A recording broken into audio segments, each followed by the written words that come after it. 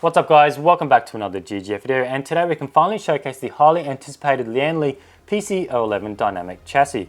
Now Lian Li showcased this at CES and there was quite a lot of interesting input in regards to this case. Some of the features inside, the multi-radiator support. It can actually support three 360mm radiators all at once, which is very good for the size of this case. Like, it is a relatively small case. It comes in a black and a white version. I have, of course, been sent the white version, you can see here, and it's got the beautiful brushed aluminium on the front, but we'll be taking a look at all that right after this message.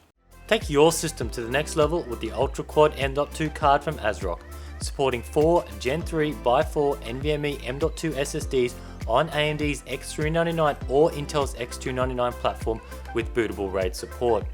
Angled M.2 sockets create a shorter PCB trace, plus allows for up to 110mm M.2 SSDs. Variable speed cooling fan keeps your SSDs running cool while all housed in a stylish brushed aluminium cover. Speed up your PC at ASRock.com. At first you might be thinking, hey, I've seen this case already, but today we're taking a look at the new PC-O11 Dynamic version. The Dynamic version is a more compact, refined version of the original PC-O11 chassis. There's also a PC-O11 Air version, which the name states. It's targeted towards high airflow, but today we'll be checking out the Dynamic version. If you're not familiar with the PC-O11 series, the design is simple, to provide a clean look from the front and side with airflow coming from the bottom.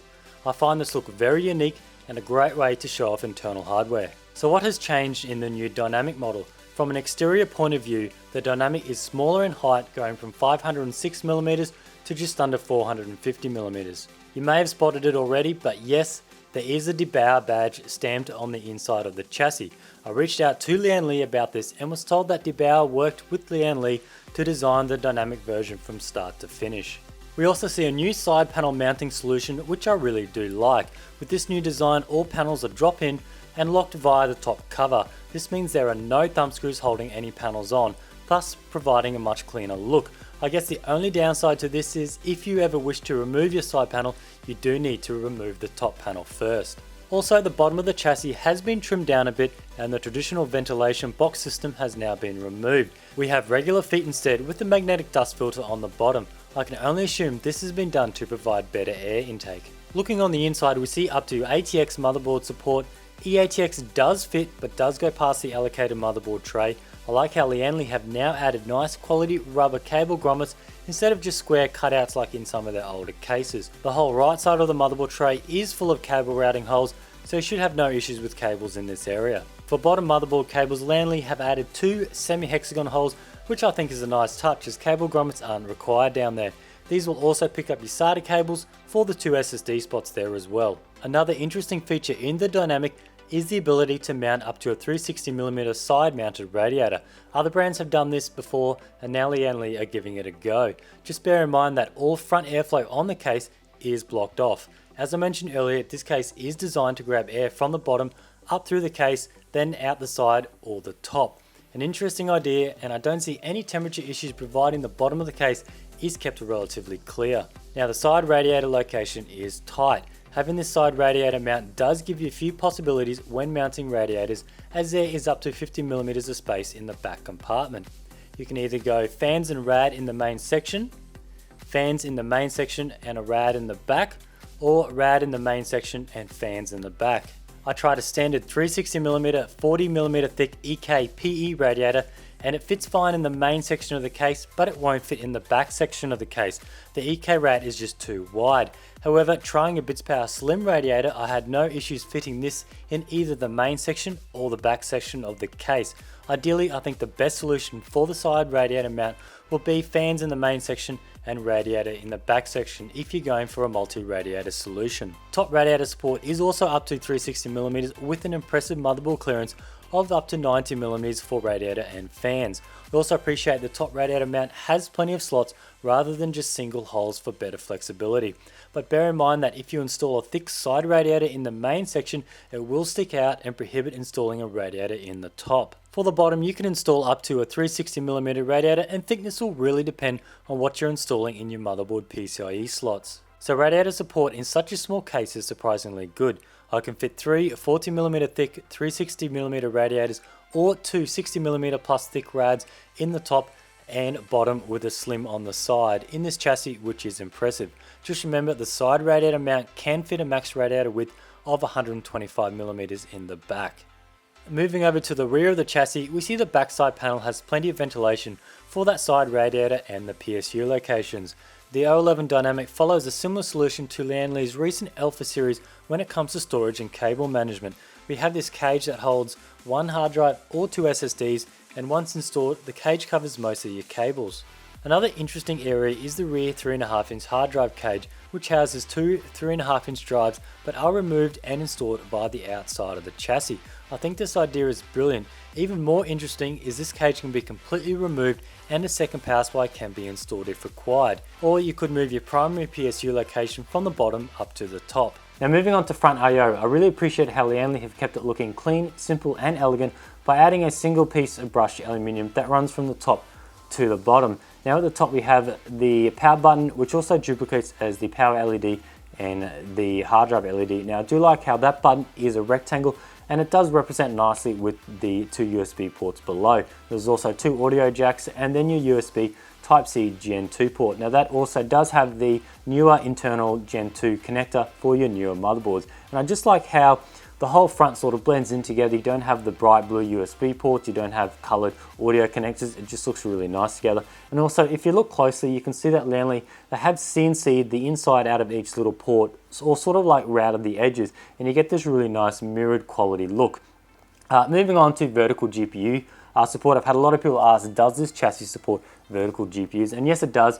Lian Li does sell a $59 kit, which you do purchase and you can use in this case. Now, first of all, you have to install a sort of a base module onto the floor of this case, and then you install a side module which holds the GPU. Now, just bear in mind, if you do go with the vertical GPU solution, you do lose a bit of options in the bottom of the case. So you can't install a 360 radiator, and then you lose support for the two SSDs down below. So just keep in mind with that. Now, did I have any issues with that vertical bracket? No, I didn't. It actually worked pretty good. There was no like sort of sagging, there was no wobbling or anything like that. Because it's supported by the bus, you're pretty much going to have a stable GPU. Now, funnily enough, where I did have problems was installing a GPU normally, like how I've done here. Lian Li does state that the max width of a GPU can only be 155mm max. Now you might think, well, that's quite a lot, but once you put a water block on a card, it does actually make it quite wide. I had no issues with cards like Founders Editions or AMD reference cards, but once you start going with add-in boards like Asus Strix cards and so on, and you start putting a water block on them, it does make them much, much wider. I think I went through 4 or 5 cards. I tried one, then I tried another one, I tried a third, and I'm thinking, geez, I don't think I'm going to get any cards that fit in this case. Then finally I came across my Zotac Arctic Storm 1080 Ti.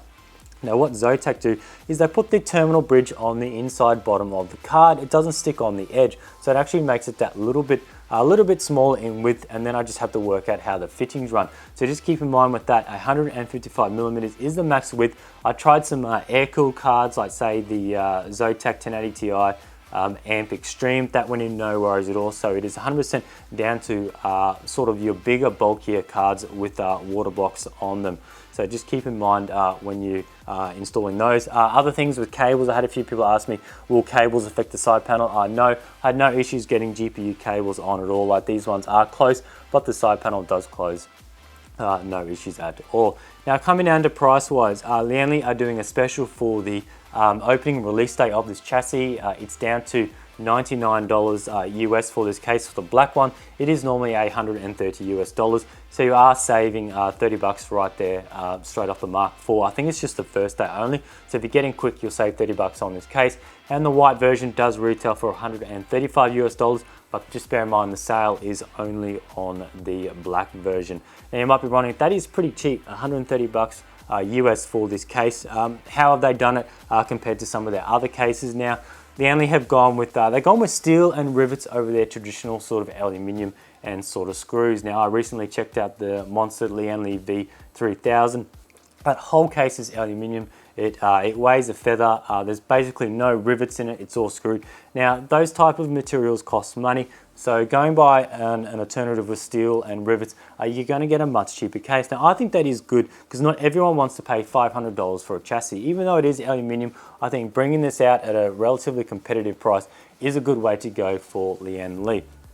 Some other things I was really impressed with, the overall space inside, the different configurations. You've literally got 3 separate locations you can do for radiators, which is quite unique. I really do appreciate how Lian Li have gone to the drawing board with mounting these side panels, how they all just sort of slot in from the 2 sides and then the front as well. You just lift the top up and slot them in.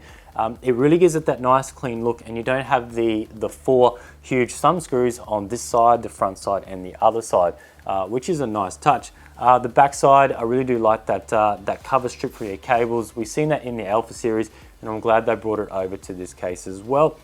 And also, I had a lot of people commenting. I threw up a photo of running dual power supplies in this chassis. Now that is sort of a secondary option you can do in this case. It's not the primary option. The primary option for the top power supply spot is it holds 2 mechanical hard drives. I just threw it in there to see what sort of a reaction I got from people putting 2 power supplies in such a small case. But I do like how Lian Li have thought that, hey, if you take these hard drives out, what can you put here instead? But in the build that I've done, I actually didn't have the power supply, don't have the hard drives in there, and I have a whole heap of room. I've basically got the size of a power supply worth of space for cables and tubes and whatnot, which is really good. I'll just take a little bit over the build, have a look at the build that I did. I had a few people ask me, especially things like the tubing. This is frosted barrow tubing. It is 14 mil, and it's the first time I've done it, and I think it does add sort of a different look to a build. I think I might use it more often.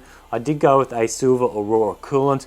It would be interesting to see how this coolant does, how this tubing does look with a colored coolant, see how much it actually does penetrate through. Now, a lot of people have been asking me, where did I get this sort of res pump sort of combo unit? I'll put it in a link, but there's a guy on eBay that does make these up. They come in standard radiator sizes, so they come in a 240 and a 280. You can basically do anything you like, and they just fit in a standard radiator spot. Now, I got the one with the built-in D5 pump. You can get it without, but I just think it makes it look sort of a little bit different, a little bit unique than just getting a standard pump res combo that's in the tube. Now this build will be going to Computex for the Lian Li boost, so I wanted to do a little bit different than just your traditional tube res, so that's why I wanted to throw that in the side radiator spot.